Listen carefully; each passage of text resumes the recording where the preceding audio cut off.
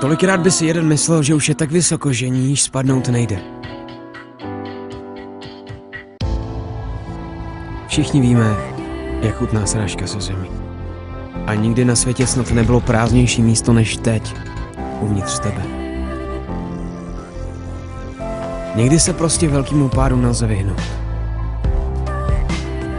Možná to ještě nevíš, ale právě tohle je ten největší dar. Protože každý velký pád, roztříštěný srdce, bankrot nebo pocit bezmoci jsou začátky. Začátky velkého příběhu. No a tyhle začátky tě posílají z křižovatky neznáma na správnou trasu tvýho štěstí. A na konci každého velkého příběhu tě čeká velký vítězství. Tak žij svůj velký příběh a pokračuj. Věř, běž a dokážeš.